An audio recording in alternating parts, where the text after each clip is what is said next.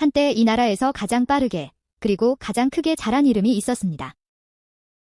자본금 500만 원짜리 작은 무역회사로 시작해 30년도 되지 않아 재계 서열 2위, 계열사 40여 개, 해외 법인만 수백 개를 거느린 거대한 제국이 됐습니다.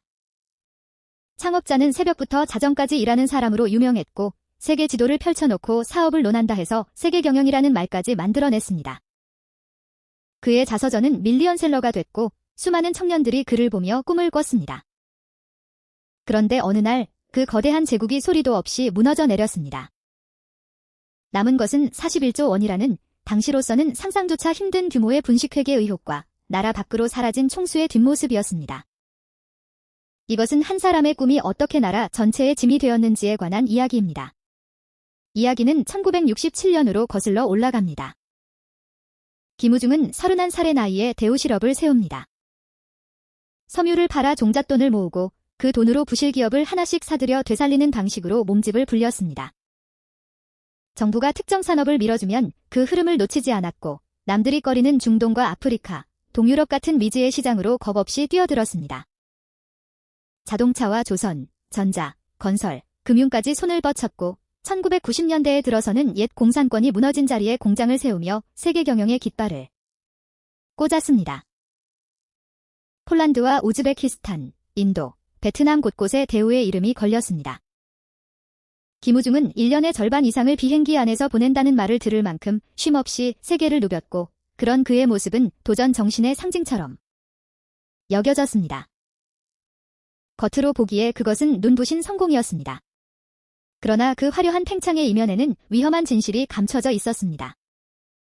대우의 성장은 대부분 벌어들인 돈이 아니라 빌린 돈으로 이루어졌습니다. 은행에서 빌리고 회사채를 찍고 해외에서 자금을 끌어와 다시 기업을 사들이는 방식이었습니다. 매출은 커졌지만 그만큼 빚도 눈덩이처럼 불어났습니다. 문제가 없던 시절에는 이 구조가 굴러갔습니다. 계속 돈을 빌릴 수만 있다면 커지는 몸집 자체가 곧 신용이 됐기 때문입니다. 팽창하는 한 무너지지 않고 무너지지 않는 한 계속 팽창해야 하는 멈추면 쓰러지는 자전거와 같은 구조였습니다. 하지만 그 전제가 흔들리는 순간 모든 것이 한꺼번에 멈춰 설 수밖에 없는 구조이기도 했습니다. 그리고 그 위태로운 균형은 영원히 지속될 수 없었습니다. 그 순간은 생각보다 빨리 찾아왔습니다. 1997년 이 나라를 외환위기가 덮쳤습니다. 기업들이 줄줄이 쓰러졌고 은행들은 돈줄을 조이기 시작했습니다. 대우처럼 비대, 기대어 몸집을 키운 그룹에게 이것은 치명적이었습니다. 그런데도 대우는 위기의 신호를 정면으로 마주하는 대신 오히려 사업을 더 벌이는 쪽을 택했다는 평가를 받습니다. 무리하게 자동차 부문에 집중하고 쌍용 자동차까지 사들이면서 부담을 더 키웠습니다. 정부가 재벌들에게 몸집을 줄이고 서로 사업을 맞바꾸라고 요구하던 시기에 대우는 반대로 달려간 셈이었습니다. 김우중은 위기일수록 수출을 늘려 정면 돌파해야 한다고 믿었던 것으로 알려졌지만 시장의 판단은 달랐습니다. 유동성은 급격히 말라갔고 회사채 만기는 쉼없이 돌아왔습니다. 버티기 위해 동원된 것이 바로 회계장부의 조작이었습니다. 훗날 수사와 재판을 통해 드러난 바에 따르면 대우는 실제로는 나지 않은 이익을 난 것처럼 꾸미고 갚아야 할 빚을 장부에서 숨기며 자산을 부풀리는 방식으로 재무제표를 화장했습니다. 이렇게 부풀려진 규모가 무려 41조 원에 이르는 것으로 알려졌습니다.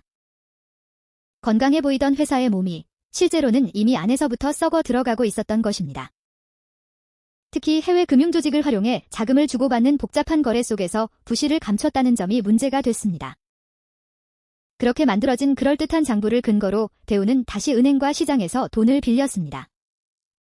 부실을 감춘 채 빌린 돈으로 또 다른 빚을 막는 위태로운 돌려막기가 이어졌습니다. 거짓된 숫자가 새로운 빚을 부르고 그 빚이 다시 새로운 거짓을 요구하는 악순환이었습니다. 거짓말에는 끝이 있는 법입니다. 1999년 마침내 시장은 대우를 더 이상 믿지 않게 됐습니다.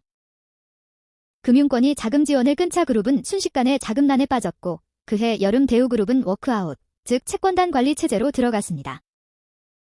재계 2위의 거대 그룹이 사실상 부도 상태에 이른 것입니다. 그 충격은 단순히 한 기업의 문제가 아니었습니다. 대우의 회사채와 기업어음을 대량으로 보유하고 있던 투자신탁회사들이 흔들렸고 금융시장 전체가 요동쳤습니다.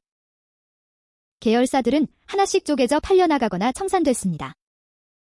대우자동차와 대우전자, 대우중공업, 대우건설, 대우증권까지 한때 한 지붕 아래 있던 이름들이 뿔뿔이 흩어졌습니다. 수많은 노동자들이 일자리를 잃었고 특히 대우자동차의 대규모 정리해고는 오랫동안 아픈 상처로 남았습니다. 대우를 믿고 투자한 개인과 금융기관도 막대한 손실을 떠안았습니다. 그 피해는 결국 공적자금이라는 이름으로 국민 전체가 나눠 짊어져야 했습니다. 그렇다면 이 거대한 붕괴의 한복판에 있던 총수는 어디에 있었을까요? 그룹이 무너지던 시기, 김우중은 나라를 떠났습니다. 해외 출장을 명분으로 출국한 뒤 그는 오랫동안 돌아오지 않았습니다. 수사기관은 그를 소환하려 했지만 그의 행방은 묘연했고 그는 프랑스와 베트남 등지를 오가며 5년 넘게 해외를 떠돌았습니다.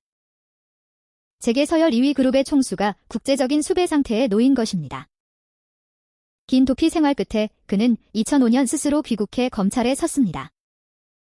법정에서 그는 분식회계와 사기대출, 거액의 외화 유출 등 여러 혐의로 재판을 받았고 1심에서 징역형과 함께 천문학적인 추징금이 선고됐습니다.